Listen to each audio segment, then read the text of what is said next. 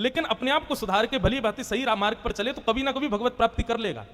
परंतु बंधुओं, कुछ अपराध ऐसे बताए गए हैं, इन अपराधों को करने वाला व्यक्ति दुनिया में कुछ कर ले, भगवत प्राप्ति उसको कभी नहीं हो पाएगी।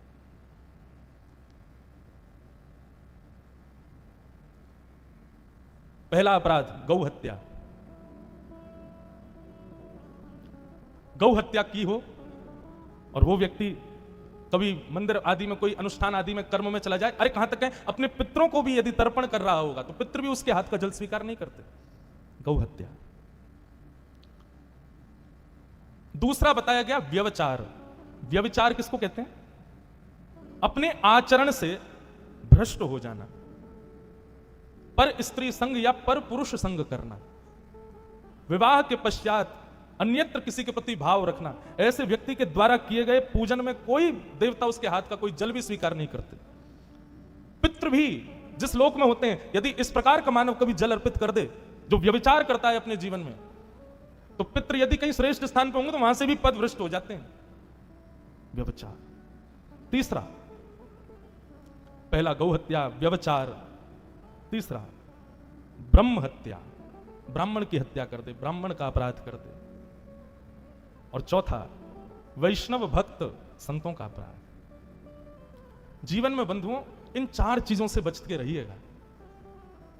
सबसे पहला, गौ माता की सेवा नहीं कर सकते तो कम से कम इतना प्रयास करो कि कभी कोई गौ हत्या का समाचार भी प्राप्त हो ना, तो कड़ी से कड़ी सजा मिले, ऐसा आपके प्रति भाव आपके भीतर से कुछ हो गौ माता के लिए।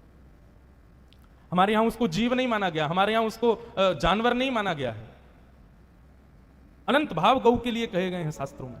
भीष्म पितामह तो महाभारत के अनुशासन पर्व में गैया के इतने महात्मा बताते हैं। इससे बचिए। दूसरा, व्यभिचार से बचिए। संपूर्ण जीवन बंधुओं व्यभिचार नहीं करना है। कभी पर व्यक्ति का संग नहीं करना है, अपराध लगता है, बहुत बड़ा है। तीसरा, ब्रह्म हत्या, ब्राह्मण की हत्या। अच्छा, ब्रह्म हत्या का मतलब यहां पर कोई ब्राह्मण को मार देना नहीं है। ब्रह्म हत्या का मतलब ब्राह्मणों का तिरस्कार करना। मैं एक बार बहुत बड़े घर में गया मुंबई में, किसी बहुत बड़े व्यक्ति के यहां। उन्होंने मेरे सामने एक ब्राह्मण का अपमान किया। उस दिन हमने उनके घर पर क्रॉस लगा दिया। जीवन में आएंगे बंबई, पूरे दुनिया में जाएंगे, लेकिन ऐसे व्यक्ति से संबंध नहीं रखना जो ब्राह्मण का सम्मान नहीं करता, स्त्रियों का सम्मान नहीं करता, गौ माता का सम्मान नहीं करता, वैष्णवों का सम्मान नहीं करता। ऐसे व्यक्ति से संबंध रखना ही नहीं है। उस व्यक्ति का संबंध दुखजन्य होता है। ठाकुर जी फिर उससे संबंध तोड़ देते हैं जो ऐसों का संबंध रखता है। ब्रह्म सम्मान और वैष्णवों का सम्मान। आप कुछ नहीं तो तिलक लगा है, किसी की कंठी माला है, वैष्णव भेष है, कुछ मत करो, हाथ जोड़ के बस नमन कर लो, वंदन कर लो, इतना मात्र कर लो बस। ठाकुर जी से सीखो। भगवान की कथा तो सुन रहे हैं, कृष्ण को पूज तो रहे हैं, लेकिन उनके जैसे लक्षण दो चार तो आए हमारे भीतर। श्री कृष्ण वंशी का नाद किया, नाद सुनते ही समस्त गोपियां ठाकुर जी के सन्मुख प्रकट हो गई। सब अपने अपने घर से दौड़ी हैं श्री कृष्ण से मिलने के लिए। भगवान ने जैसे सामने समस्त गोपियों को देखा। अच्छा, यहां पर बंधुओं आप देखो, कुछ भाव ऐसे हैं उनके प्रति आपके अंदर संशय नहीं आना चाहिए, तर्क नहीं आना चाहिए। इसको स्त्री पुरुष मिलन मत समझिएगा, ये जीवात्मा परमात्मा का मिलन है। रास बिहार में ठाकुर जी की आयु कितनी है? 6.5 से 7 वर्ष के बीच के ठाकुर जी हैं बस। और जो गोपियां ठाकुर जी से रास करने के लिए पहुंची उनकी उम्र कितनी है?